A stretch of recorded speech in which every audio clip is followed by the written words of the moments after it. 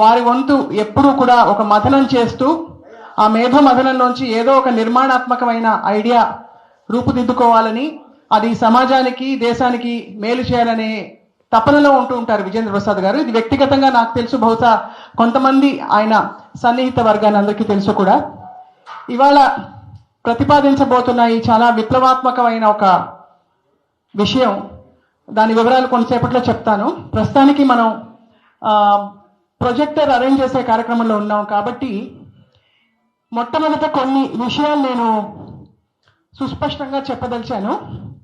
ఇవాళ కార్యక్రమం ప్రెస్ మిత్రులందరి సహకారంతో, మనందరి సౌజన్యంతో ఒక పాలసీ రూపంలో మనం తీర్చిదిద్దాలి అనే ఒక ఉద్దేశం తప్ప, ఇది ఒక మీరు ప్రభుత్వాలు పరిస్థితులు వేరువేరని కాకుండా ఇదంతా మన పరిస్థితి, మనకి సంబంధించిన ఫ్రెటర్నిటీకి సంబంధించిన విషయం అని జరుగుతున్న సమావేశం ఇది.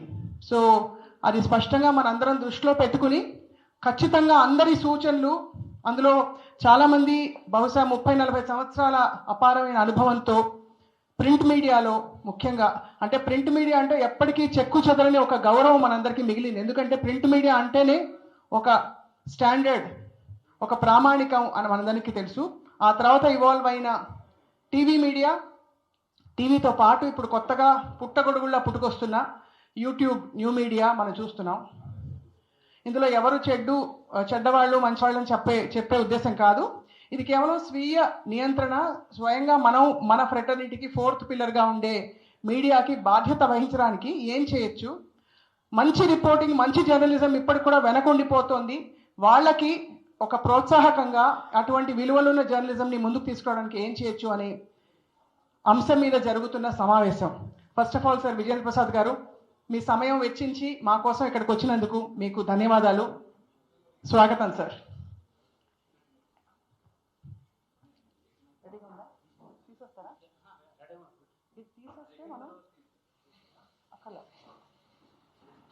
నేరుగా మనం స్వాగత వాక్యాలు అయ్యాలి కాబట్టి మనం ఇవాళ ఈ బోర్డుని వాడబోతున్నాం, ఈ స్క్రీన్ని వాడబోతున్నాం. విజేంద్ర ప్రసాద్ గారు డెమాన్స్ట్రేట్ చేయబోతున్న కొన్ని అంశాలు మరింతగా అర్థమయ్యే విధంగా. So without much further delay, I invite Shri Vijayendra Prasad Garu, Honorable Rajya Sabha Sabhyulu, and our President Shri Vijay Kumar Reddy Garu to please come on to the stage. I'd like to invite Ramesh Garu, our General Secretary, to please grace the dais. దయచేసి ఆశీనులు కండి sir. Sir నిలబడి మాట్లాడతారు. Right, నేరుగా పాయింట్కి వద్దామని చెప్పారు sir. Sir before we begin ఒక్క 2 ముక్కలు మా ప్రెసిడెంట్ గారు, I request you to say something sir. Rajya Sabha సభ్యులు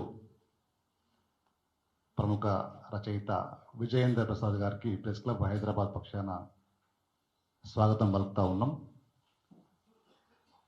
చాలా ప్రపంచవ్యాప్తంగా చర్చ జరుగుతున్న సబ్జెక్టు, అత్యంత వివాదాస్పదమైన సబ్జెక్ట్ కూడా ఇది. ఏది మీడియా కాదు, ఎవరు జర్నలిస్టులు కాదు అనేది అంతర్జాతీయ చర్చ జరుగుతూ ఉన్నది. అలాంటి సబ్జెక్టును విజేంద్ర ప్రసాద్ గారు సినిమా ఫీల్డ్ నుంచి ప్రొజెక్ట్ అయిన విజేంద్ర ప్రసాద్ గారు ఎంచుకోవడం, అందుకు హైదరాబాద్ ప్రెస్ క్లబ్ను వేదిక ఎంచుకోవడం చాలా సంతోషంగా ఉంది. హైదరాబాద్ ప్రెస్ క్లబ్ ఈ సంవత్సరం 60వ సంవత్సరాన్ని పూర్తి చేసుకుంటా ఉంది. దేశంలోని అనేక మంది ఉత్తమ జర్నలిస్టులను అందించిన చరిత్ర హైదరాబాద్ ప్రెస్ క్లబ్ ఉంది.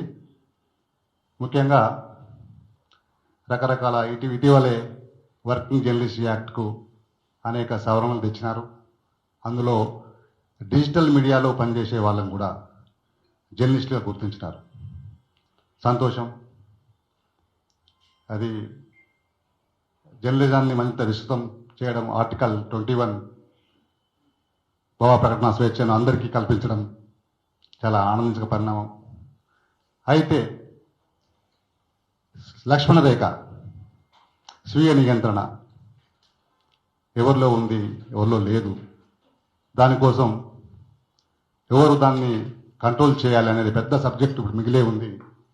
లేకపోతే దాన్ని కంట్రోల్ చేసే వ్యవస్థ కానీ స్వీయ నియంత్రణ కానీ రెండు అంశాలు లేకపోతే అంటారు కదా, నిజం గడప దాటే ముందు అబద్ధం ప్రపంచం అంతా చుట్టూ వస్తుంది, జరగాల్సిన నష్టం జరిగిపోతుంది, అన్ని విధాలుగా కొలాప్స్ అవుతుంది సిస్టమ్ అనేది. ఆ దిశగా అంటే ఇది చాలా వివరమైన సబ్జెక్ట్ ఇది. అందుకు తొలి అడుగుగా విజయేంద్ర ప్రసాద్ గారు తన ఎట్లా ఉండాలి మీడియా అనేది, జర్నలిస్టులు ఎట్లా ఉండాలి అనేది ఒక విస్తృతమైన చర్చను లేవదీసినారు. వారికి ప్రెస్ క్లబ్ హైదరాబాద్ పక్షాన ప్రత్యేక ధన్యవాదాలు తెలియజేస్తూ, దీన్ని లాజికల్ ఎండ్ వరకు అంటే మన శక్తి ఎంత ఉందో అంతవరకు ముందుకు తీసుకుపోదాం సార్. మీ వెంట ప్రెస్ క్లబ్ హైదరాబాద్ ఉంటుంది, మా జర్నలిస్టు అంతా ఉంటాం. ఈరోజు మీకు రావడం మాకు సంతోషంగా ఉంది. మా ప్రెస్ క్లబ్ ప్రధాన కార్యదర్శి రమేష్ గారు విజేంద్ర ప్రసాద్ గారిని అభినందించి షాల్ కప్పాల్సిందిగా మా ప్రెస్ క్లబ్ ఎగ్జిక్యూటివ్ అరుణ, రచన, రాజేశ్వరి, కళ్యాణం గారు వచ్చి సన్మానించిన కోరుతాం.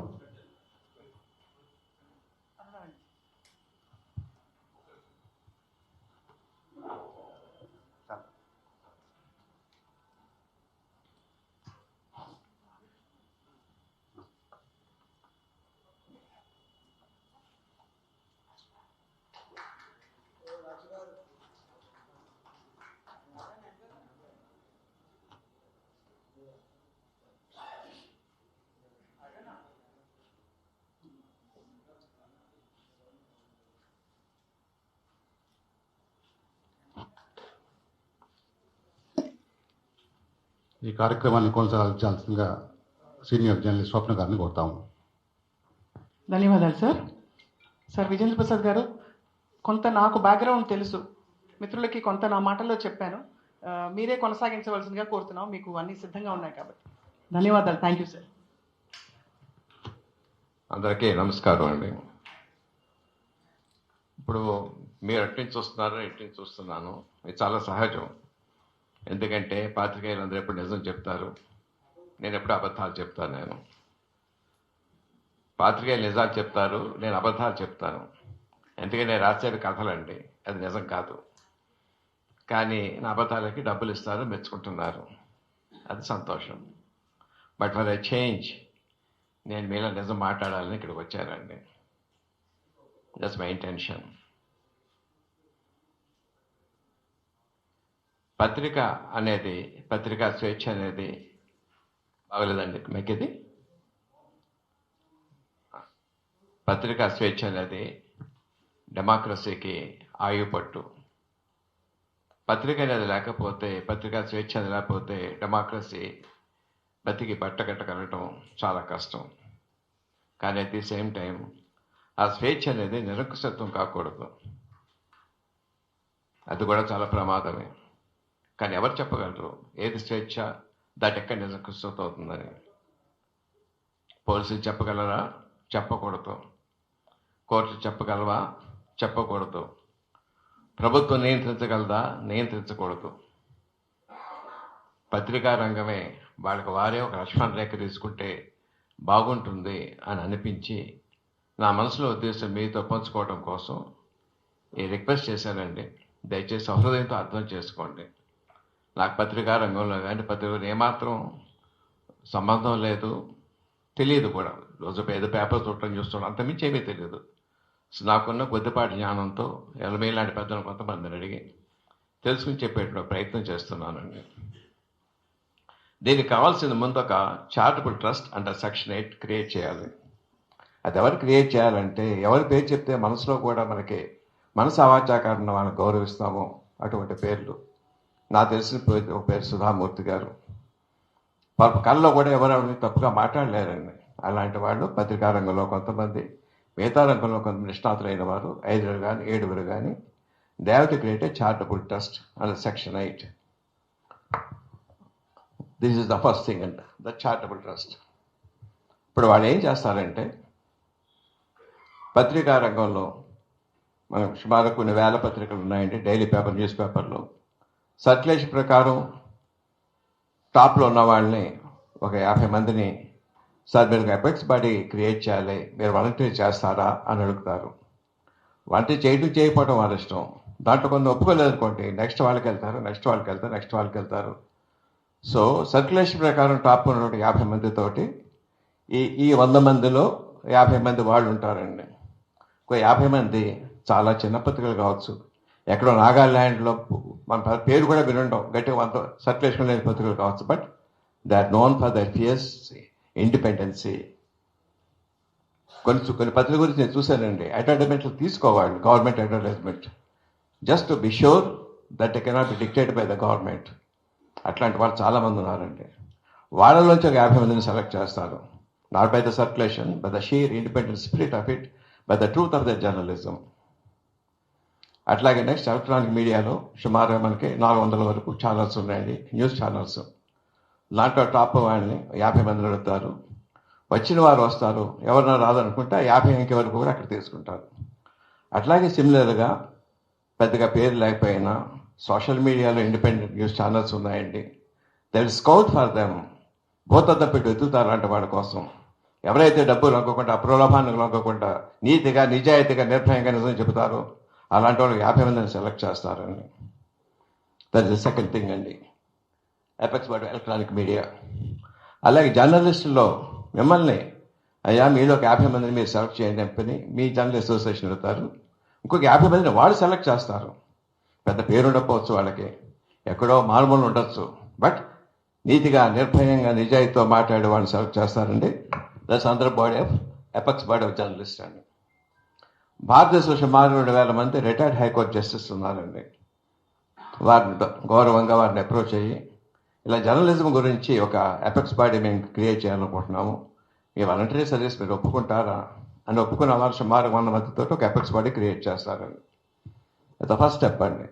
సెకండ్ థింగ్, ఒక హైకోర్టు జస్టిస్ గారిని, రిటైర్డ్ హైకోర్టు జస్టిస్ గారిని హైదరాబాద్ వరకు ఆఫీస్ ఇచ్చి, స్టాఫ్ ఇచ్చి, సెక్రటరీ సదుపాయాలు చేస్తారు. ఆ స్టాఫ్ పని ఏంటంటే ప్రతిరోజు ప్రతి వార్తాపత్రిక చూడటం, ప్రతి న్యూస్ ఛానల్లో వినటం, దాంట్లోని అభ్యంతరమైన వార్తలు ఉన్నాయా, అభ్యంతరమైన కంటెంట్ ఉందా, ఈ జస్టిస్ గారి దృష్టికి తీసుకొస్తారండి.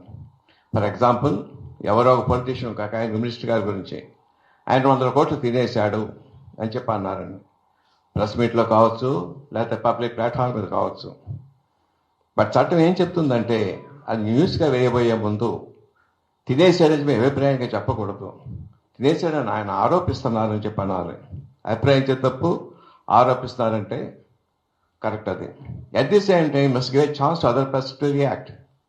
ఏమంటే ఇట్లాగ అంటున్నారు ఆయన మీ మీద, ఏమంటారు మీ మీద, you should make a reasonable attempt to find the truth అని చెప్తా ఉంది మీ జర్నలిజం తాలూకు. చేశారా లేదా? These are all the things that are subject to interpretation. ఇటువంటివన్నీ కూడా ఆయన దగ్గర పనిచేసే ఉంటారు, ఆయన దృష్టి తీసుకొస్తారు. ఆ రిటైర్డ్ హైకోర్టు జడ్జీలు కాబట్టి కొన్ని విషయం లేదనుకుంటే పక్కన పడేస్తారు. జస్ట్ దీంట్లో కొంత తప్పు జరుగుంటాను అవకాశం ఉందని అనిపించినప్పుడు ఇల్ హ్యావ్ ఎన్ యాప్ అండి, it is control by artificial intelligence. Artificial intelligence సొంతంగా ఆలోచించగలరు. అది ఈ కేసు దానికి ఇవ్వగానే ఆ పేర్లను తీసేసి అనానిమైజ్ చేస్తుందండి ఆ కేసు అండి. ఇప్పుడు ఎక్స్ ఒక వై తిట్టాడు అనుకోండి, ఎక్స్ వై ఉండదని ఏ అని బి మారుస్తుందని, ఇంకేదో మారుస్తుందని. కంటెంట్ మారదు కానీ పేర్లు ప్రదేశాలు అన్నీ మారిపోతాయి. మారిపోయి ముందు అది ప్రింట్ మీడియా చేసిందా, ఎలక్ట్రానిక్ మీడియా చేసిందా, జర్నలిస్ట్ చేసిందా? సారీ ఇందాక చెప్పడం మర్చిపోయానండి. వీరి 100 ఉన్నారు కదండి, ఈ 100 మందిని దేశంలో ఒక 500 మందిని ఎన్నుకోమంటారండి. వాళ్ళకి నిష్కళంకమైన చరిత్ర ఉండాలి, విద్య ఉండాలి, సోషల్ సర్వీస్ ఇది ఉండాలి. ఎలక్ట్రానిక్ మీడియాతో కానీ ప్రింట్ మీడియాతో కానీ ఏటువంటి సంబంధం ఉండకూడదు. ఏదో అంటే నేర చరిత్ర కానీ పొలిటికల్ సంబంధం కానీ ఉండకూడదు. సో అట్లాగా ప్రింట్ మీడియా ఒక 500 మందిని, ఎలక్ట్రానిక్ మీడియా ఒక 500 మందిని, జర్నలిస్ట్ ఒక 500 మందిని అనుకుంటారండి. ఈ 15 మంది are eminent citizens of India అండి. ఈ లిస్ట్ అంతా కూడా ఆర్టిఫిషియల్ ఇంటెలిజెన్స్ యాప్ దగ్గర ఉంటుంది. జడ్జి గారు ఆయన తనకి ఒకసారి ఒక కేసు అప్లోడ్ చేయగానే అట్రాండ్ మోడల్ పికప్ చేస్తుందండి.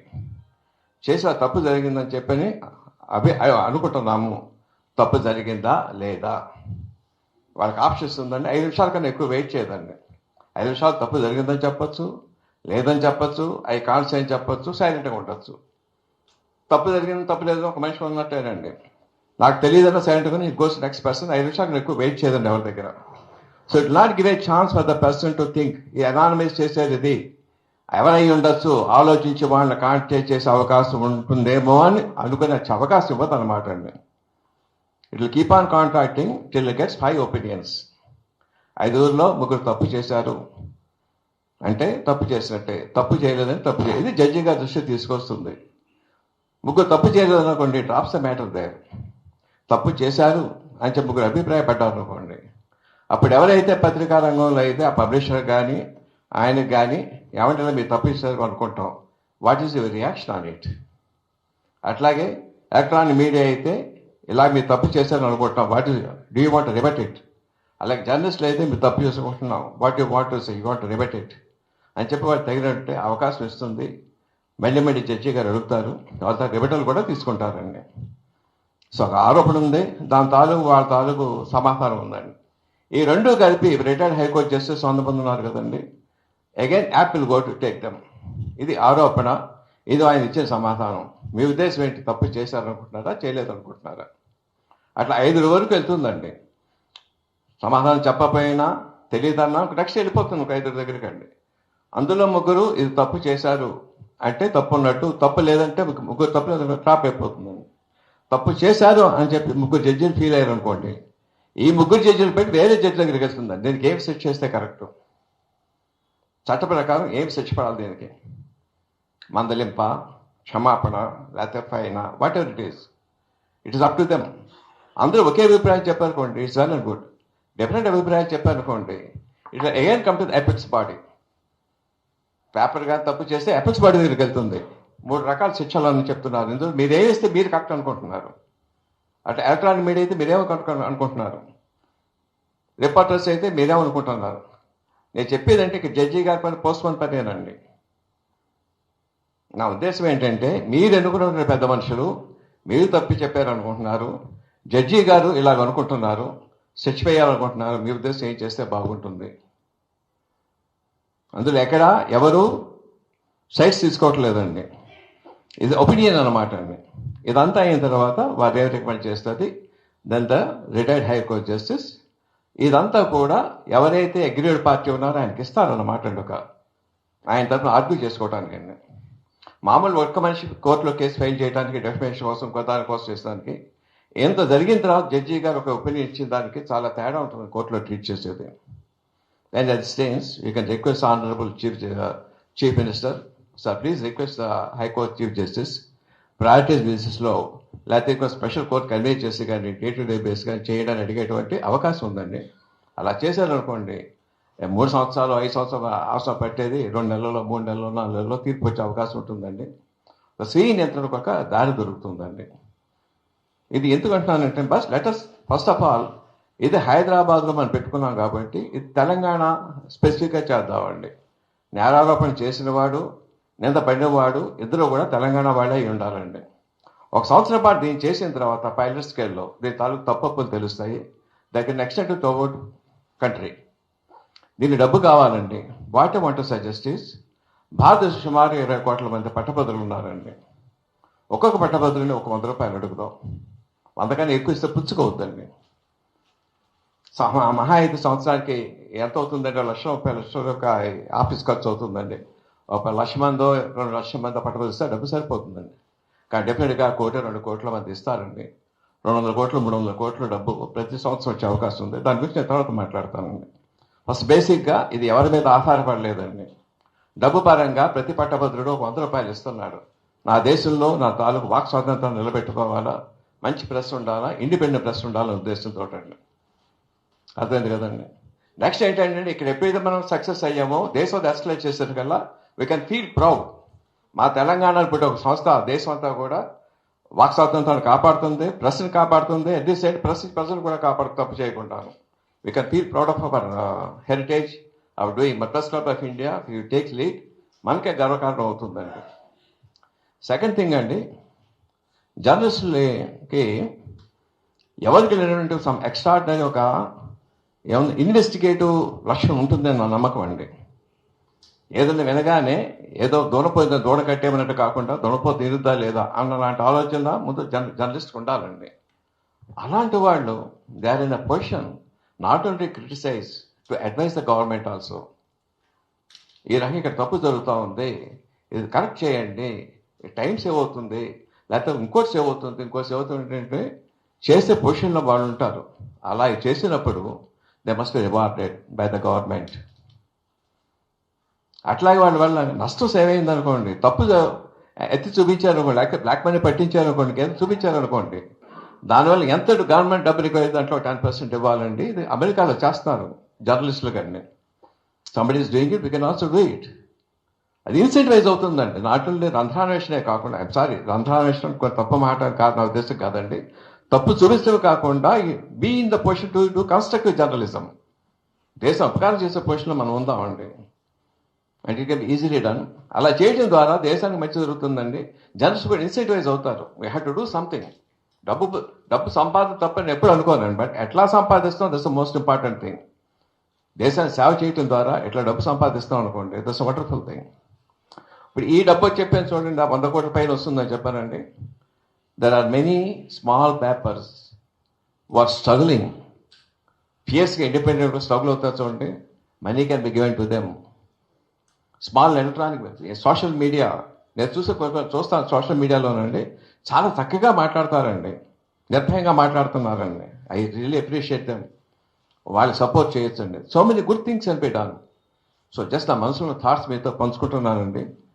పెద్ద నాకు ఎక్కువ అనుభవం లేదు, మీకు అంత అనుభవం ఉంది కాబట్టి నేను చెప్పిన దాంట్లో ఏదైనా సరే ప్రాక్టికల్గా చేయడానికి వీలైతే చేస్తే సంతోషించేవాళ్ళు నేను ఉంటానండి. Thank you. నా ఐ ఇన్వైట్ క్వశ్చన్స్.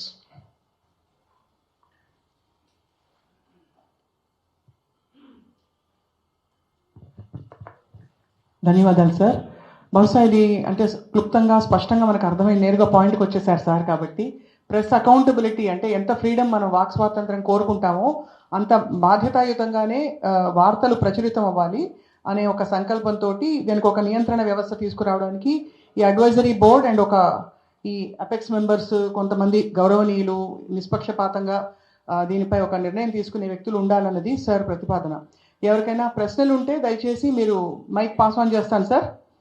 సార్ మీరు కూర్చోండి సార్, మేమే తీసుకొస్తాం సార్. మీరు ఇప్పుడు లైక్ టు సిట్ డౌన్, మీరు కూర్చుంటారా సార్?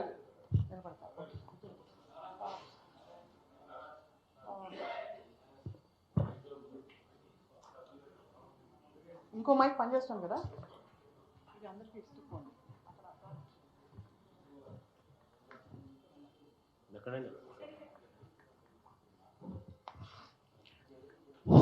నమస్కారం అండి. నా పేరు శ్రీనివాసు పెమ్మరాజు. నేను లీగల్ కరస్పాండెంట్గా ఉన్నాను. మీరు ఒక ప్రపోజ్ చేశారు. ప్రపోజల్ వరకు మనం కొంత అప్రిషియేట్ చేయాలి. ఎక్కడో అక్కడ అడుగు పడాలి. ఆ అడుగు ఇక్కడి నుంచే పడుతుందని అనుకోవడంలో మనం కూడా సపోర్ట్ చేద్దాం. అయితే మనకి ఒక ప్రెస్ కౌన్సిల్ అనేది ఒకటి ఉంది. దాని రోల్ ఏంటి? దీంట్లో ఆ ప్రస్తావన ఏం లేదు. ఏదైనా ఇష్యూ వస్తే, ఒక న్యూస్ డిఫర్మేషన్ ఏదైనా జరిగినా, లేకపోతే ఎవరైనా కంప్లైంట్ చేయాలనుకున్నా మనకు ప్రెస్ కౌన్సిల్ అనేది ఒకటి ఉంది. అలాంటి ప్రెస్ కౌన్సిల్ ద్వారా కూడా ఇన్వాల్వ్ చేయాల్సిన అవసరం ఇందులో ఉంది అనేది నా అభిప్రాయం.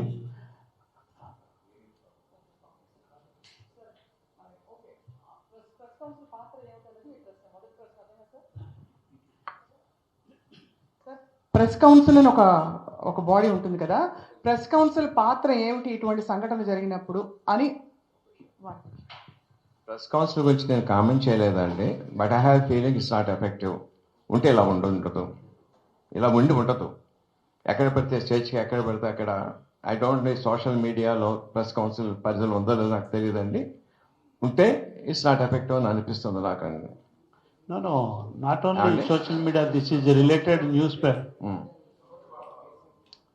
నేను లేదంటలేదు, దానికి సోషల్ మీడియా మీద నియంత్రణ ఉందా లేదా నాకు తెలియదండి. You are pertaining only social media? ఏమండి, దిస్ ఇస్ ఓన్లీ సోషల్ మీడియాకి పరిమితమైన ఇష్యూనా, లేకపోతే న్యూస్ పేపర్స్? సోషల్ మీడియాకి పరిమితమైన ఇది ప్రతిపాదన మాత్రమేనా, లేక అందరికి మొత్తం అంతా మీడియాకి? అయితే మీరు సార్ బాలగారు మీరు ఏమన్నారు సార్? మీరు ప్రెస్ అవును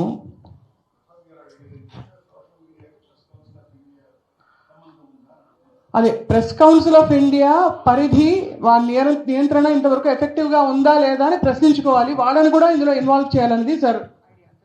కాదండి, నాకు తెలియదండి. ప్రెస్ కౌన్సిల్ ఆఫ్ ఇండియా ఉందని తెలుసు, దాని పరిధి ఎంతో నాకు తెలియదు. వారిని సైడ్ స్టెప్ చేసి వెళ్ళాలని నా ఉద్దేశం మటుకు ఏమీ కాదండి దీంట్లోనండి. అసలు ఏ విధమైన వారి మీద అగౌరవం చూపించాలని ఉద్దేశం కానే కాదండి. యా, నా పేరు అమరయ్య అండి. మాకు 1955 వర్కింగ్ జర్నలిస్టులు యూనియన్ యాక్ట్ అని ఒకటి ఉంది. ఆ యాక్ట్ ప్రకారంగా ఎవరు జర్నలిస్టులు కాదు. అందులో జర్నలిస్టులతో నాన్ జర్నలిస్టుల దగ్గర నుంచి ఎడిటర్ దాకా ఒక డెఫినేషన్ ఉండేది. దురదృష్టవశాత్తు మొన్న పోయిన 4 కోర్ట్స్లో మా చట్టం ఎగిరిపోయింది. సో అందువల్ల ఇవాళ మాకు జర్నలిజం అనేదానికి నిర్వచనం లేదు, జర్నలిస్ట్ అనేదానికి కూడా నిర్వచనం లేదు, ఎడిటర్ అనేదానికి లేదు. Working journalist and miscellaneous act పోయిన తర్వాత మా కోర్టుని తీసుకెళ్ళిపోయి ఇప్పుడు వచ్చిన లేబర్ కోడ్లో 4లో ఉన్నాం మేము. ఇప్పుడు మీరు చెప్పిన అడ్వైజరీ బాడీ ఇది ఒక సంక్షేమ సంఘమా, లేకపోతే ఒక జర్నలిజాన్ని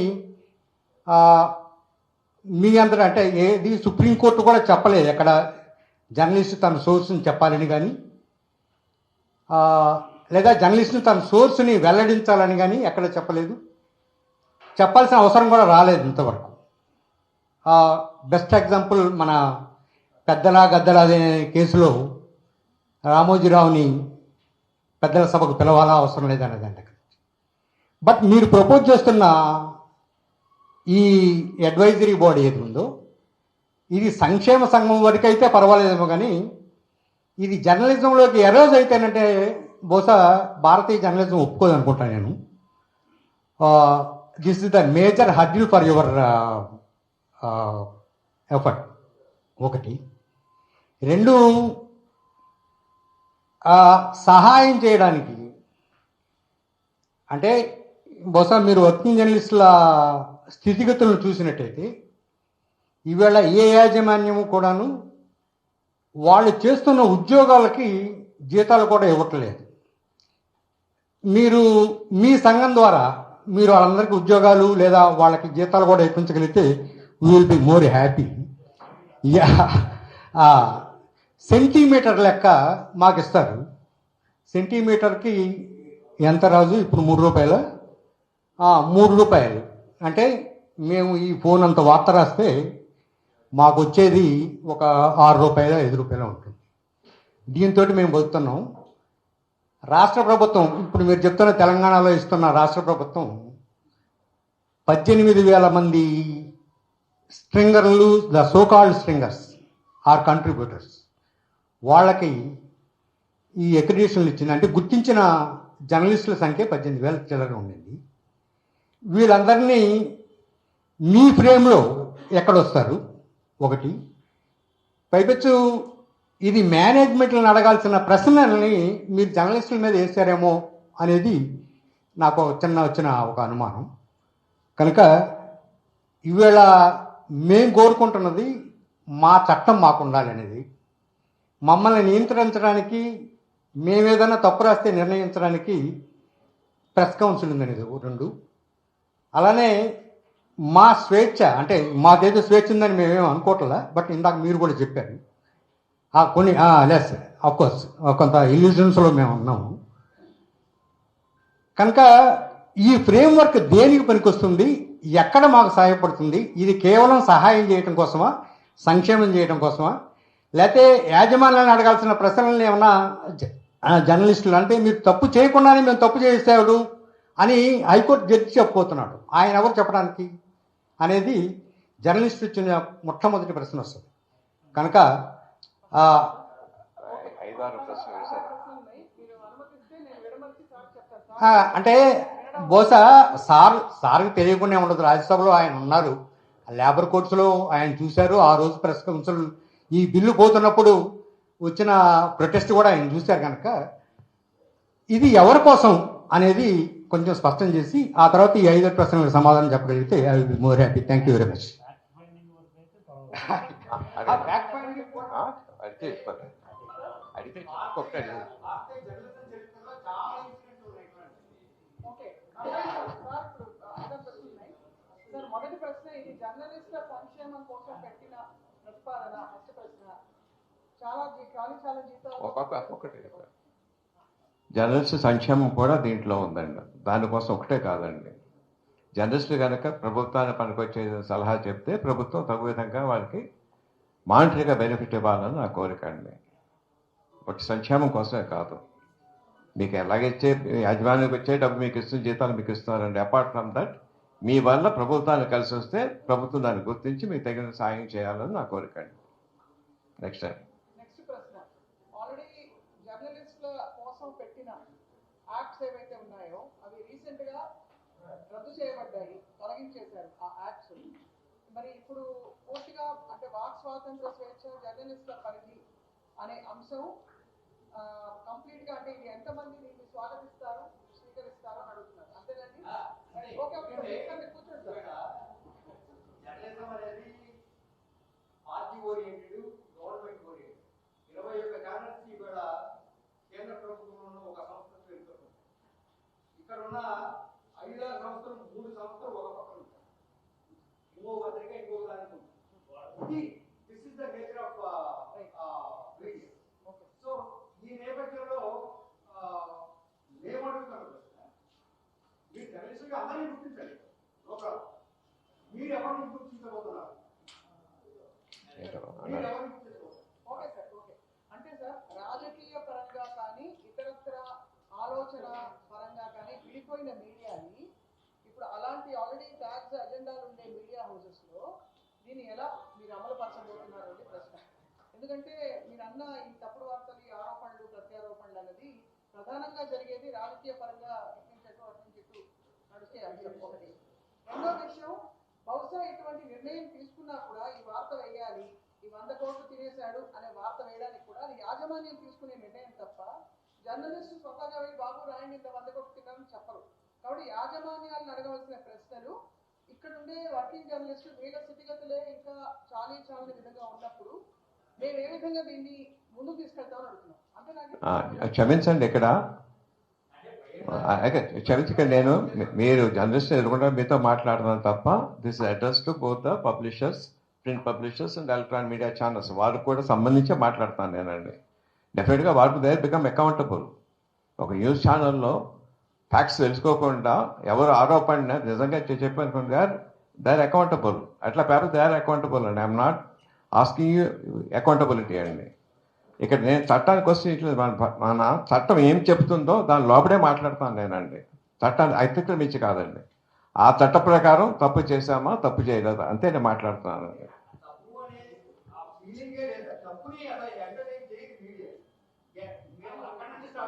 ఏదండి సార్, నమస్కారం సార్. నా పేరు యూసుఫ్ బాబు. నేను ఒక ప్రజాపురం అనే పత్రిక నడుపుతున్నాను. నేను చిన్న పత్రికల సంఘం రాష్ట్ర అధ్యక్షుడు కూడా. మీరు ఒక మాట ఇంతకుముందు చెప్పారు, సంతోషం. ఇక్కడ చిన్న పత్రికలైనా కానీ, మ్యాగజైన్స్ అయినా కానీ, యూట్యూబ్ ఛానల్ అయినా కానీ 99% పెద్ద పత్రికల్లో, పెద్ద సంస్థల్లో, పెద్ద ఛానల్లో పనిచేసి స్వతహాగా మేము నడుపుకోవాలనే ఉద్దేశంగా నడిపేవి. ఇంకొక మాట ఇంతకుముందు మీరు చెప్పింది ఏంటంటే, ఒక వార్త వచ్చినప్పుడు ఆ చిన్న పత్రిక, పెద్ద పత్రిక అనేది చెప్పినట్టున్నారు మీరు. కొంచెం రీసౌండ్ తోటి నేను సరిగ్గా క్యాచ్ చేయలేకపోయాను. ఒక చిన్న పత్రిక బీహార్ రాష్ట్రంలో ఏ మీడియా కవర్ చేయండి, అది కవర్ చేస్తే అది పెద్ద సంచలనమైంది. కాబట్టి ఇక్కడ ఇండిపెండెంట్గా చేసే యూట్యూబ్, కొంతమంది రాజకీయ నాయకులు మాట్లాడచ్చు, వాళ్ళకి అనుకూలంగా ఉంటే ఒక రకంగా మాట్లాడతారు, లేకుంటే ఇంకో రకంగా మాట్లాడతారు. కాబట్టి ఆ చిన్నది పెద్దది కాకుండా మా దేవులపల్లి గారు అని చెప్పేసి మన ఐజీఐ నాయకులు ఉంటారు, అది మాట చెప్తారు. వార్త అనేది ఏ విధంగా ఉందనేది దాన్ని చూసే చూడాలి తప్ప చిన్న మీడియా, పెద్ద మీడియా, యూట్యూబ్ ఛానల్ అనేది అనకూడదు అనేది. రెండోది సార్, ఇప్పుడు మిత్రులు ఒకరు చెప్పినప్పుడు ఆయన చెప్తున్నప్పుడు ఇప్పుడు మాకున్న చట్టాలు ఏవైతే ఉన్నాయో, వర్కింగ్ జర్నలిస్టుల యాక్ట్ ఏదైతే ఉందో, ఈ యాక్ట్ని అంతా పక్కకు పెట్టేసి కొత్తగా మీరు రాజ్యసభ సభ్యులు కాబట్టి మీ దృష్టి తీసుకొస్తున్నాను నేను. కొత్తగా కేంద్ర ప్రభుత్వం ఒక లేబర్ కోడ్ని తీసుకొచ్చింది. కాబట్టి మీరు రాజ్యసభ సభ్యులుగా మీ వాయిస్ని కూడా మా తరఫున వినిపించాలని చెప్పి విజ్ఞప్తి.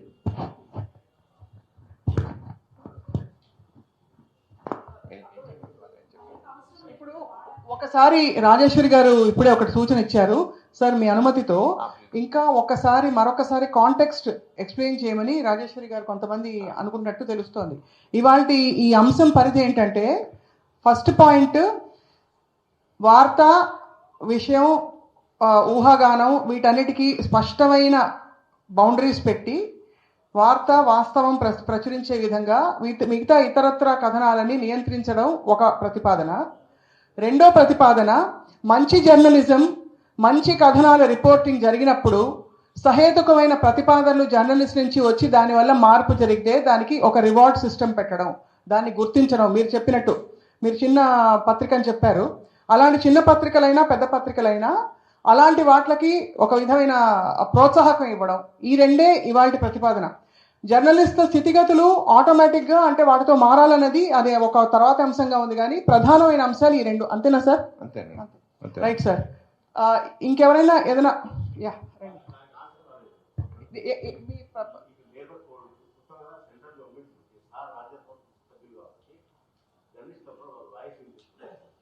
సార్, జర్నలిస్టు స్థితిగతుల తరఫున రాజ్యసభలో కూడా మీరు మీ గళం విప్పి వినిపించాలన్నది వారి సూచన, వారి కోరిక. తప్పనిసరిగానండి. ఏమి చేయాలో కొంచెం నా కాగితం రాసిస్తే, ఎందుకంటే ఐఎమ్ నాట్ ఎన్ అథారిటీ అండి ఆన్ దట్.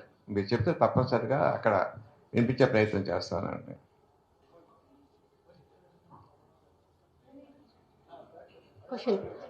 నమస్తే అండి, నా పేరు డాక్టర్ షేక్ హసీనా. ఫస్ట్ మీకు శుభాకాంక్షలు, తెలుగు రాష్ట్రాల నుండి మీరు రాజ్యసభ అయినందుకు. ఒక 25 years క్రితము ఆంధ్రభూమి పత్రికలో లైన్ అకౌంట్లో పనిచేసేవాళ్ళం. చాలా రాస్తే కానీ ₹1 25 పైసలు లేదా ₹1 మాకు వచ్చేదన్నమాట. ఆ తర్వాత పీజీ చేసి పిహెచ్డి చేసి జర్నలిజంలో ఈరోజు మేము ఒక ఛానల్కి న్యూస్ ఎడిటర్ స్థాయికి ఎదిగాం. అయితే ఇటీవల కాలంలో ఎవరు జర్నలిస్టులు అంటే రాష్ట్ర పరంగా కానివ్వండి, సెంట్రల్ పరంగా కానివ్వండి, హూ ఈజ్ జర్నలిస్ట్కి ఏం క్వాలిఫికేషన్ పెట్టుకుంటున్నారో మీరే ఫైనల్ చేయండి అంటున్నారు. మాకు కూడా డౌట్గానే ఉంది, మాకు ఎవరు జర్నలిస్ట్ అనాలి అనేసి. అదొకటి మీరు చేస్తే బాగుంటుంది.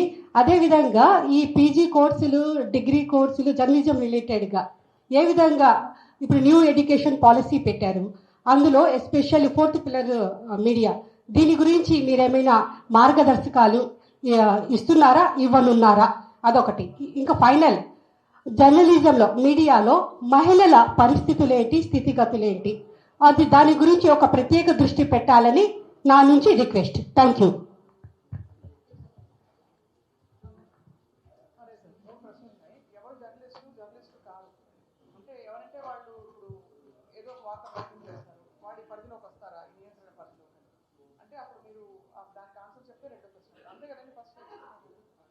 అంటే మామూలుగా జర్నలిస్ట్ అసోసియేషన్ ఉంటుంది కదా, దాంట్లో మెంబర్ అయి ఉంటారు అనుకుంటున్నాను నేను. కాపైన ప్రశ్నిస్తే ఆటోమేటిక్గా చట్ట పరిధిలోకి వాళ్ళు వస్తారండి.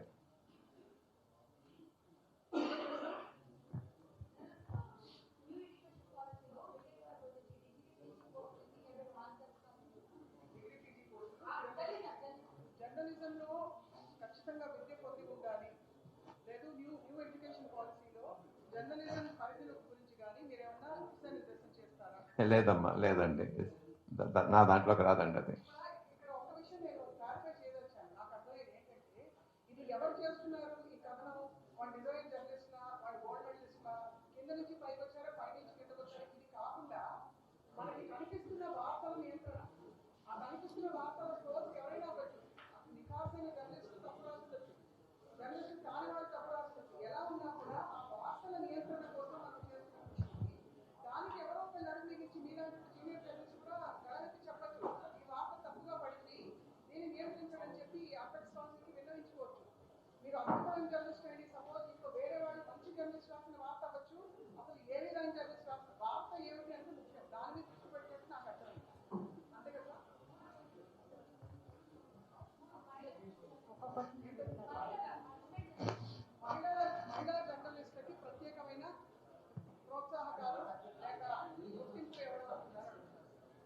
చేస్తే చాలా బాగుంటుందమ్మా. దానికి నేనేం చేయాలో చెప్పండి, నా ప్రయత్నం చేస్తాను నేను.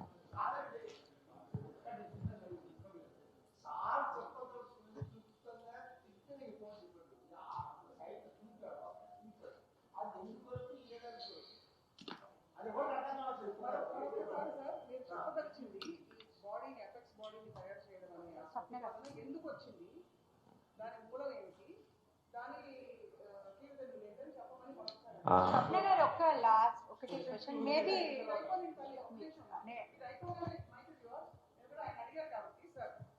నాకు 2 సంవత్సరాల వరకు ఏమీ లేదండి. 2 సంవత్సరాలు 3 సంవత్సరాల క్రితం నాకు రాజ్యసభ మెంబర్షిప్ వచ్చింది. ఎందుకు వచ్చిందో నాకు తెలియదు.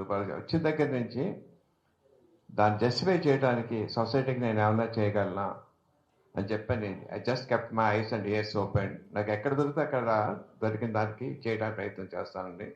దాంట్లో భాగంగానే ఇది కూడా ఒకటి, ఇంత మించి ఇంకేమీ లేదండి.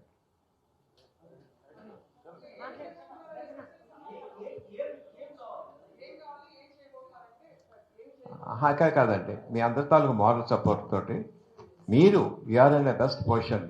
ఇది ఏదైతే ఎవరైతే చెప్పానో ఈ చూడండి, ఒక ట్రస్ట్ క్రియేట్ చేయడానికి నాకు తెలిసి నా రాజ్యసభ కొలీగ్ కాబట్టి సుధామూర్తి గారి గురించి చెప్పగలేను. అలాంటి మీ అందరికీ ఉంటారు. ఒక 5గురు రిటైర్డ్ హైకోర్టు జస్టిస్ ఒక ఇద్దరు మీరు అడిగారు అనుకోండి, వాళ్ళు అడిగితే వాళ్ళకి ఒక వాల్యూ ఉంటుందండి. ముందు ఒక బాడీ క్రియేట్ అవ్వాలండి. అది మీ జర్నలిస్టు మీకు దయచేసి ఏమనుకోవద్దు, మీ ఆదాయపరంగా మీకు తక్కువ కావచ్చు, కానీ మీరండి సొసైటీలో వేపడిన వాల్యూ చాలా ఎక్కువ అండి. దయచేసి మీరు అలాంటి వారిని పెద్దల్లోకి 2-3 కలుసుకొని ఒక ట్రస్ట్ క్రియేట్ చేయమనండి. జస్ట్ మనిషికి ఒక 100 రూపాయలండి. వారు అడిగారు అనుకోండి, అప్పుడు ప్రతి వాళ్ళు అబ్లైజ్ చేస్తారండి. పెద్ద మర్రి చెట్టు కూడా చిన్న విత్తంతోనే స్టార్ట్ అవుతుంది సార్. ఎంత పెద్ద మర్రి చెట్టు అయినా చిన్న ప్రయత్నం స్టార్ట్ చేయండి సార్. ఇవాళ సార్ నమస్కారం సార్, నా పేరు రచన సార్, నేను హెల్త్ జర్నలిస్ట్ని. కాబట్టి ఒకే ఒక క్వశ్చన్ అడుగుతాను. ఇది వార్తల నియంత్రణకి సంబంధించిందే మీరు మాట్లాడుతున్నారు కాబట్టి నేను హెల్త్ జర్నలిస్ట్గా అడగబోతున్నాను. ప్రత్యేకించి హెల్త్లో చాలా రకమైన ఫేక్ వార్తలు, ప్రతి ఒక్కరూ నేను డాక్టర్ని అంటూ హెల్త్కి సంబంధించిన విషయాలు, సలహాలు, సూచనలు అందివ్వడము, అది ఎస్పెషల్లీ సోషల్ మీడియా వచ్చిన తర్వాత అది చాలా ఎక్కువైంది. సో వీటి మీద మీరు ఎలా నియంత్రణ తీసుకురాబోతున్నారు, అలాంటి వాళ్ళ మీద ఎలాంటి చర్యలు తీసుకురాబోతున్నారు? దీనికి ఏమైనా స్పెషల్ కౌన్సిల్ ఏమైనా ఏర్పాటు చేస్తారా, లేదంటే ఈ అడ్వైజరీ బోర్డులోనే అలాంటిది ఏమైనా ఏర్పాటు చేస్తారా?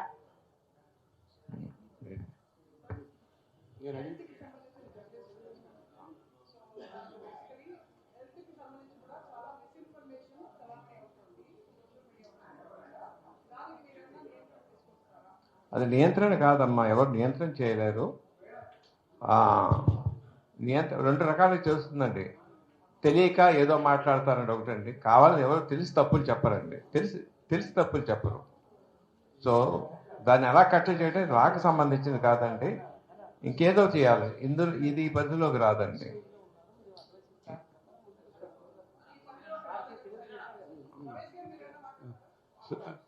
సార్, రాజ్యసభలో మా అందరి కోసం పెన్షన్ కోసం మీరు మాట్లాడాలి సార్.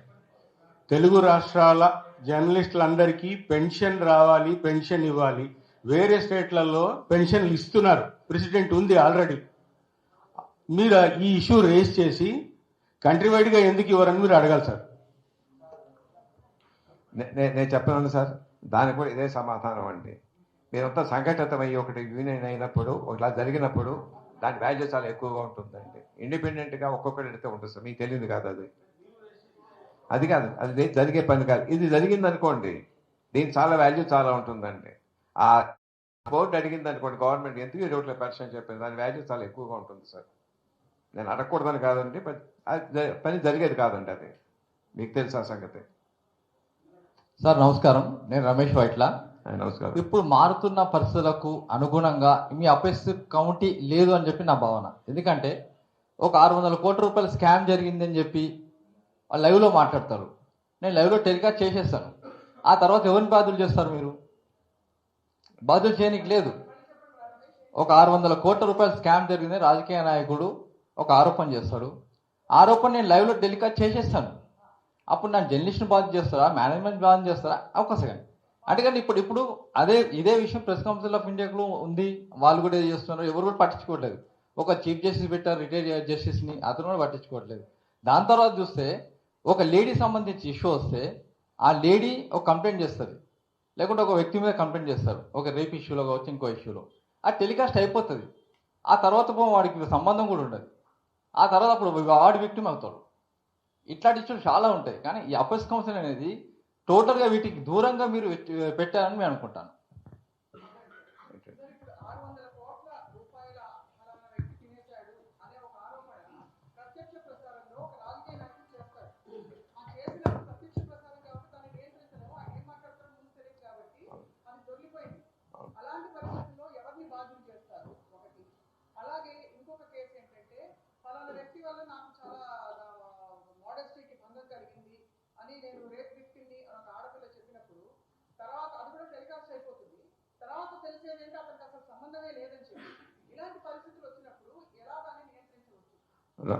రెండు విషయాలండి ఇందులో చెప్తూ కాకుండా ప్రైవేట్ వ్యక్తులు కూడా ఆటోమేటిక్గా ఇందాక నేను చెప్పడం మర్చిపోయానండి. ఎవరు నేను ఒక పొలిటీషియన్ని, ఎవరు ఈవిడ 100 కోట్లు తినేసిందని చెప్పాను నేను, వీడు మినిస్టర్ గారు అనుకోండి, ఏదైతే ఎపెక్స్ బాడీ ఉందో నా మీద కూడా కేసు పెడతారండి. అది కూడా మీకు చెప్పడం మర్చిపోయానండి. అంటే జర్నలిస్ట్ పదవిలో రాదు కాబట్టి మీతో చెప్పలేదండి అది. సో అన్యాయంగా నేరారోపణ చేసిన వాడు కానీ ఒక ఆడవాళ్ళ మోడస్టీ తప్పుగా మాట్లాడడం కానీ ఇంకోటి కానీ వాళ్ళని కూడా చట్టపరిధిలో రావాలి. ఎస్పెషల్లీ ఆడవాళ్ళ మోడస్టీ గురించి I feel very bad about it. ఎందుకంటే వాళ్ళు దాని గురించి కౌంటర్ మాట్లాడలేరండి, మాట్లాడినా దరిద్రంగా ఉంటుందండి. సో ఎస్పెషల్లీ దాని గురించి కూడా కావాలండి ఇది. సార్ ఒక చిన్న, ఇప్పుడు వినపడుతుందా సరిగ్గా? చెప్పండి. ఒక చిన్న విషయం ఏంటంటే, ఈ మొత్తం డిస్కషన్లో ఒక చిన్న క్లారిటీ మేమందరం కోరుకుంటుంది ఏంటంటే, ఇప్పుడు మీరు ఏదైతే ఎపెక్స్ బాడీ ప్రతిపాదిస్తున్నారో ఈ ప్రతిపాదన మీరు మా అందరి ఇన్పుట్స్ తీసుకుని మీరు అక్కడ రాజ్యసభలో ప్రతిపాదించాలని మీ మీ ఆలోచన, లేకపోతే ఈ ఎపెక్స్ బాడీ మేమందరం మేమందరం ఒక రెస్పాన్సిబిలిటీగా తీసుకుని చేయాలని మీ ప్రతిపాదనలో ఈ కొంచెం క్లారిటీ అంటే మీరు కూడా యాజ్ అ రాజ్యసభ మెంబర్ మీరేమనుకుంటున్నారు, మీరేం చేద్దాం అనుకుంటున్నారు? సో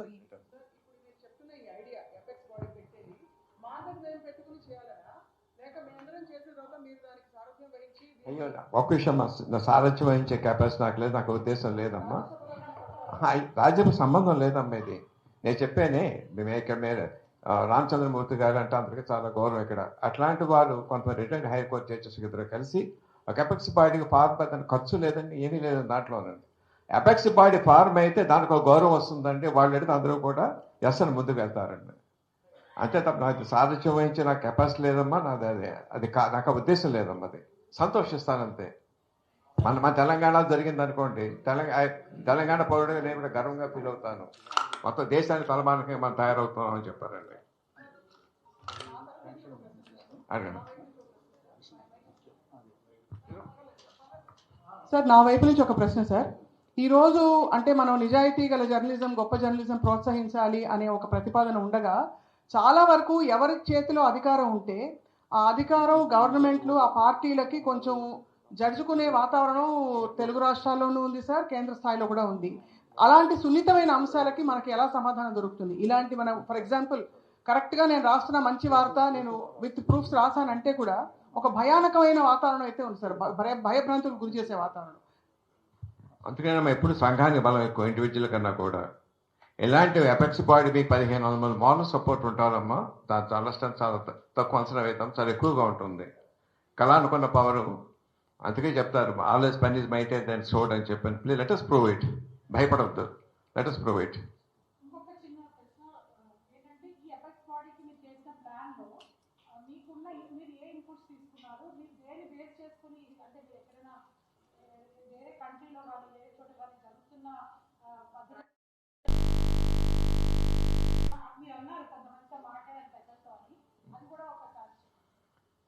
కొంతమంది లాయర్తో మాట్లాడానమ్మా, జడ్జి గారితో మాట్లాడాను. I'm not at Liberty reveal the name of the judges. చాలా ఎంకరేజ్ చేస్తారు, చాలా బాగుంది చేయండి ప్రసాద్ గారు అని చెప్పాను. జడ్జి గారు కాబట్టి I not at liberty to reveal the names. చాలా దీనికి ఎక్కడా కూడా లీగల్గా ఎక్కడ తప్పు విషయం లేదు, అన్నీ కూడా చాలా పర్ఫెక్ట్గా చెక్స్ అండ్ బ్యాలెన్సెస్ ఉన్నాయి. ఏది మీడియా డెసిషన్ తీసుకోవట్లేదు, ఎమినెంట్ బాడీ పంపుతున్నారు, ఆ తర్వాత చెప్పిన సమాధానం ఇస్తున్నారు, మళ్ళీ రిటైర్డ్ హైకోర్టు జడ్జిలు పంపుతున్నారు. ఇన్ని అయిన తర్వాత కూడా ఇక్కడ ఎవరైతే జడ్జి గారు ఉన్నారో రియల్ కోర్టుకి ఇస్తున్నారు దాన్నండి, వాడు జడ్జిమెంట్ చెప్పడం లేదండి. బట్ ముందు కొంత ప్రీ కుక్డ్ ఫుడ్ లాగా అక్కడ గవర్నమెంట్ కోర్టు టైం ఎక్కువ వేస్ట్ కాకుండా ఫాస్ట్ చేస్తారు అంతే కదండి. Nothing illegal what we are doing, nothing immoral what we are doing. అంత మటుకు ఐ గాట్ ద అష్యూరెన్స్ అండి. But I'm not at liberty to reveal the names.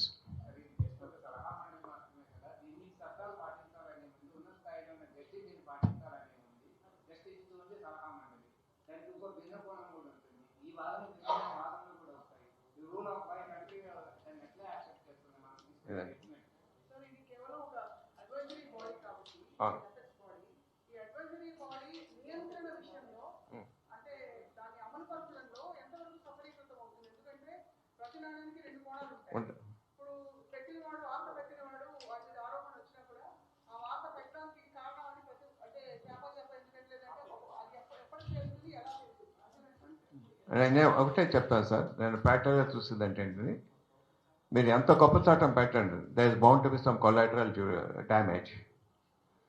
ఇంతవరకు అసలు కార్లు అనేది లేదు ప్రపంచంలో, రోడ్లోనే కార్లు అనేవి లేవు. నేను కారు పెట్టుకుంటాను నా లైసెన్స్ అని చెప్పి స్వప్న గారిని అడిగాను, ఈడ చీఫ్ మినిస్టర్ గారు. మీ కారు కింద ఎవరైనా పడిసైతే మీదే బాధ్యత, అలాగే లైసెన్స్ ఇస్తాను చెప్పి అనొచ్చు ఆవిడ. అప్పుడు కారు వేసి వెళ్ళాలని ఇలా వెళ్ళాలండి, పని జరుగుతుందా? ఏటా 1,70,000 మంది చనిపోతున్నారు కారు ప్రమాదాల్లో, 4 లక్షల మంది గాయపడుతున్నారండి. అందుకని కాబట్టి కారు చేయడం మానేస్తామా, బస్సులు చేయడం మానేస్తామా? మానలేం కదా. ఇది ప్రయత్నం చేద్దామండి. వెళ్తాపోతే మనకే తెలుస్తాయి తప్పప్పుడు. అందుకే పైలట్ స్కేల్ అన్నాను. తెలంగాణ వరకు కాన్ఫరెన్స్ చేసి చేద్దాము, తప్పప్పులు చూసుకుందాం, సరిదిద్దుకుందాం, దేశాన్ని తీసుకెళ్తాం. 100 తప్పు జరిగితే 100 మంది రిక్వెస్ట్ చేస్తాం, కనీసం 70-80 చేస్తున్నాం అనుకోండి, మంచిదే కదా, ముందుకెళ్తున్నట్టే కదా. ఏదో తప్పు జరుగుతుంది ఆగిపోయినకోండి, అలాగే ఉంటా ఉంటారండి. ఏ తప్పు చేయని మనిషి ఎవరో చెప్పంటారండి, ఏమీ చేయని వాడండి. ఎందుకంటే వాడు ఏ తప్పు చేయలేడండి. అలా ఉందామా మనం? అలా ఉండకూడదు కదా, ఎస్పెషల్లీ జర్నలిస్ట్ అలా ఉండకూడదండి. Let us take a risk. మన ఉద్దేశం మంచిదే ఉండాలండి అది తీసుకోవడంలో. Are in the right direction or not? If the right direction, భగవంతుడు వెనకాల సపోర్ట్ ఉంటాడండి.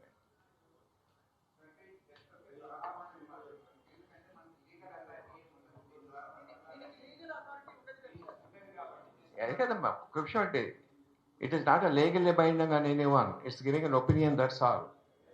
ఆయనకు ఒకసారి ఇది it's not legally binding on anyone, it's giving an opinion.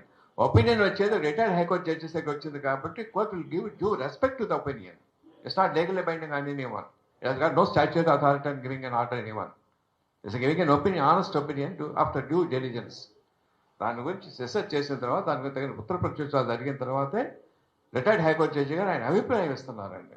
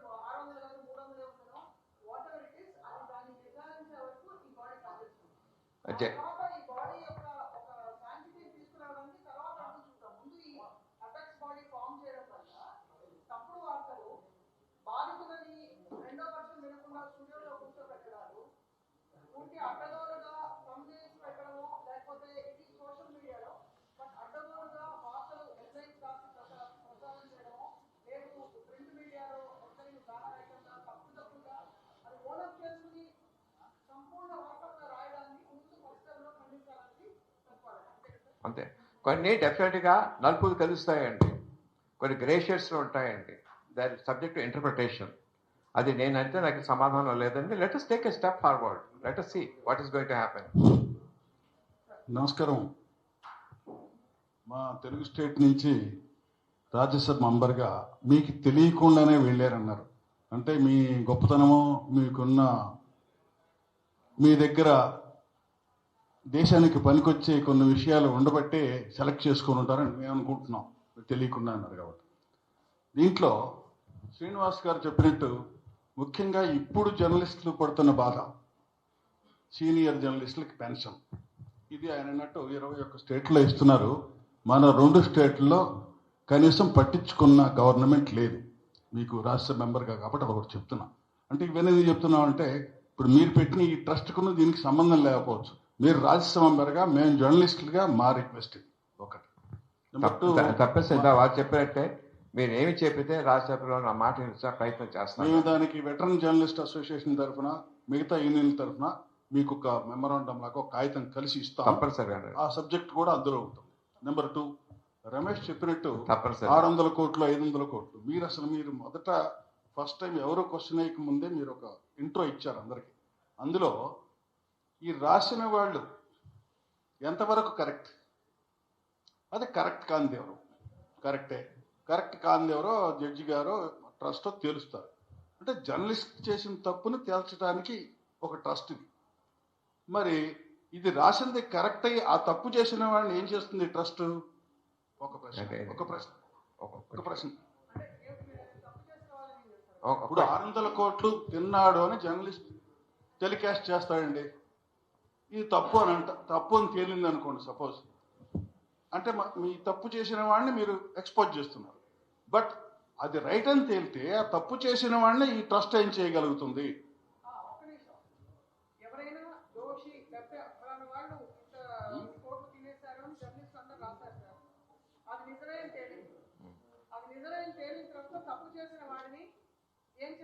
డెఫినెట్గా పనిష్మెంట్ ఉంటుందండి. అదే ఈ జడ్జి గారు రికమెండ్ చేస్తారండి. ఈ జడ్జి గారు రికమెండ్ చేస్తారు. ఎక్స్పోజ్ చేసిన జర్నలిస్ట్ రివార్డ్ అండి. నిజమే, అదే మంచి మీరు ఎక్స్పోజ్ చేశారు కదండి. నేను చెప్పేది స్కామ్ చేసిన పొలిటీషియనో ఆఫీసరో ఇంకొక పెద్ద మనిషో అతనికి పనిష్మెంట్ ఏంటి? ఆ మామూలు రెగ్యులర్ చట్టం ఏం చేస్తుందో అది చేయమని చెప్పి రికమెండ్ చేస్తాను. It's not exonerated. అంటే ఇందులో ఒక మాట చెప్తాను, వాళ్ళకి ఇట్లా రికమెండ్ చేసినంత మాత్రాన వాళ్ళు ఈయన తప్పు చేశాడని చెప్పినంత మాత్రాన బాధపడేవాడు కానీ సిగ్గుపడేవాడిని కానీ ఆ సెక్టర్లో లేరు. ఇక్కడ మీరు ఒక జర్నలిస్ట్ని నువ్వు రాసిన తప్పు అంటే మాత్రం సూసైడ్ చేసుకునే పరిస్థితి కూడా ఉంది.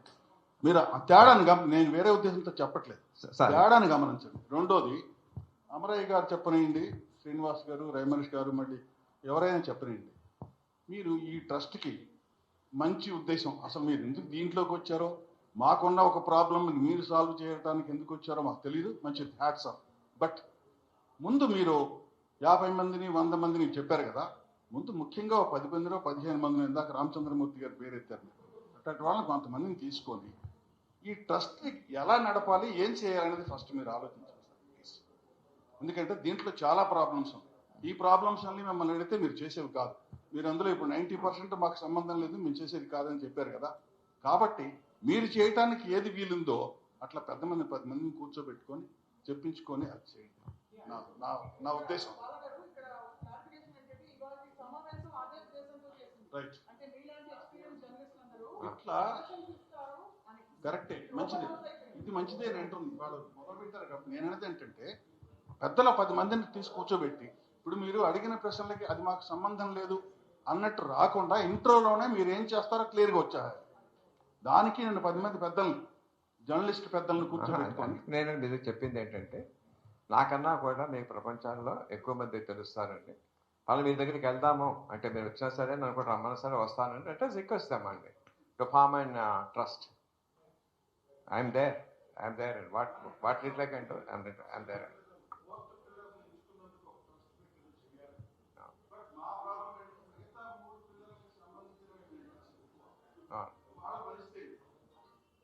అలా కాదు సార్, నేను అక్కడ ఆ చట్టం గురించి మాట్లాడటం లేదు సార్.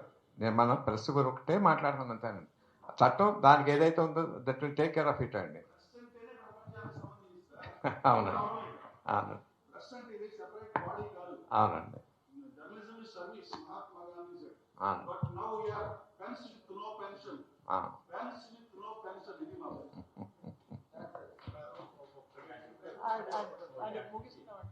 ఒకటి సార్, విజయ ప్రసాద్ గారు, మీకు మా ప్రెస్ క్లబ్ వాళ్ళు ఈ చొరవ తీసుకుని మీరు వచ్చినందుకు మీకు ధన్యవాదాలు.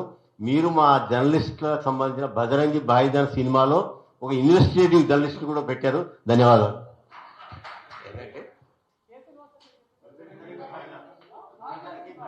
బజరంగి భాయిజాన్ సినిమాలో జర్నలిస్ట్, ఇన్వెస్టిగేటివ్ జర్నలిస్ట్ పెట్టారు మీరు, ధన్యవాదాలు. అది మంచి పాత్ర అయిందని చెప్తారు. థ్యాంక్ యూ అండి, థ్యాంక్ యూ. సో ఇవాళ ఇది ఫస్ట్ సమావేశం, ఇంట్రొడక్టరీగా ఇది ఫస్ట్ అసలు అందరి సూచనలు కన్సర్న్స్ విన్న తర్వాత రెండో విడతగా ఆల్రెడీ ఒక ప్లాన్ ఉంది.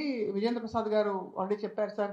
సీనియర్ జర్నలిస్టులు, అపెక్స్ బాడీ అంటే బాగా ఆరితేరిన జర్నలిస్టులతో కూర్చుని ఒక ఇంకా కొంచెం సన్నిహితమైన భేటీలో మీరు వాళ్ళకి ఇవన్నీ చెప్పి వాళ్ళ సూచనలు తీసుకోవాలన్నది ఐడియా. కాదండి, అయ్యో మీ సలహాలు ఇస్తే నా వల్ల ఏదైనా చేసే దాంట్లోనే చేస్తానండి. మీకు సలహా ఇచ్చే గొప్పవాడిని కాదు సార్.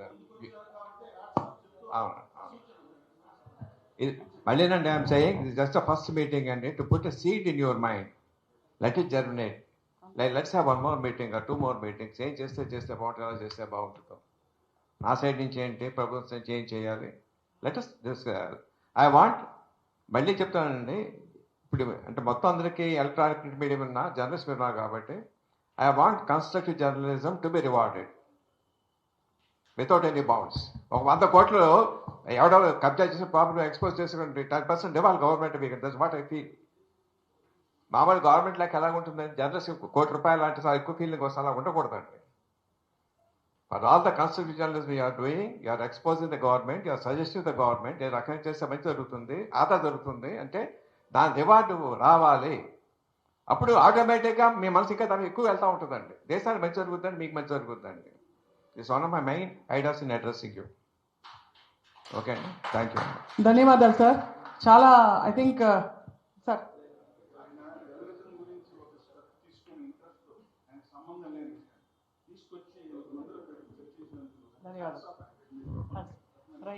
సార్ మా అందరి తరఫున నేను చెప్తున్నది ఏంటంటే, మీరు జర్నలిస్టుల తరఫున, మీడియా తరఫున ఇంతటి ఒక బాధ్యతని, అంటే మీరు టైం వెచ్చించి ఇదంతా ఆలోచించి వచ్చారు.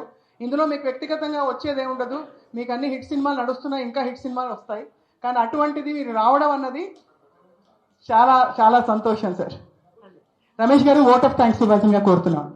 నమస్కారం అండి సార్. ఐటీ అనగానే బిల్ గేట్స్, ఆర్థిక రంగం అనగానే మన్మోహన్ సింగ్ గారు, న్యాయవాది వృత్తి అనగానే జామ్ జెట్మలని గారు, సినిమాల గురించి చెప్పగానే రాజమౌళి గారు, ఇట్లా రకరకాల రంగాల్లో నిష్ణాతులందరూ ఉన్నారు సార్.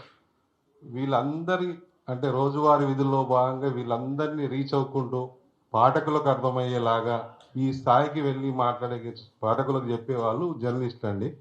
అంటే వాళ్ళు ఆ రంగాల్లో నిపుణులు కాకపోయినా కూడా jack of all trades master of none అనే విధంగా అన్ని రంగాల్లో కూడా పరకాయ ప్రవేశం చేసుకుంటూ ప్రతిరోజు వార్తలు అందించే వాళ్ళు జర్నలిస్టులు ఇప్పటికీ ఉన్నారు. కాకపోతే ఈ సోషల్ మీడియా విప్లవంతో ఆ జర్నలిస్ట్ ఎవరు, జర్నలిస్ట్ కానిది ఎవరు, దానికి ఉండే ప్రమాణాలు ఏంటి, పరిధులేంటి, హద్దులేంటి అనేది తెలియకుండా పోయింది. ఈ నేపథ్యంలో మీరు తీసుకున్న ఈ ట్రస్ట్ దీనికి మంచి అంటే ఒక సదుద్దేశంతో జరుగుతుందని అర్థమవుతుంది సార్.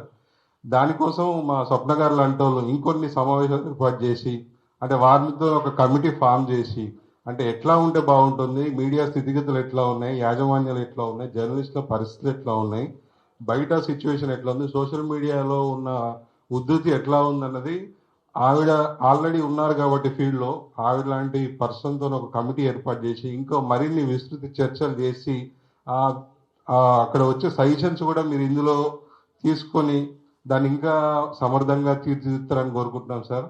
చివరిగా 600 కోట్ల అవినీతి గురించి మీరు చెప్తున్నారు కదా, అంటే సందర్భం వచ్చింది కాబట్టి అది వెలికి తీసిన జర్నలిస్టులకి రివార్డ్ ఇస్తా అన్నారు కదా, దాన్ని ఒక 10% చేయండి సార్. జర్నలిస్టులు అన్ని అవినీతి అన్నిటి కూడా బయట తీస్తారు. Thank you sir. Thank you sir. మీ విలువైన సమయాన్ని వెచ్చించినందుకు చాలా చాలా థ్యాంక్స్.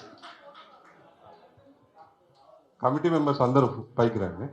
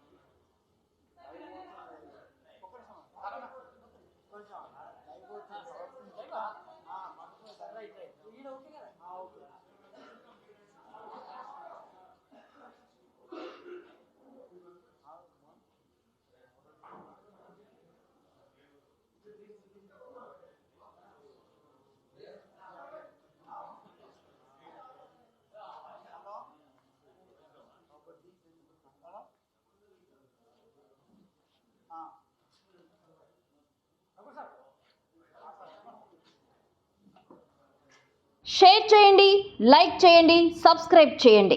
మరిన్ని వీడియోల కోసం బెల్ సింబల్పై క్లిక్ చేయండి.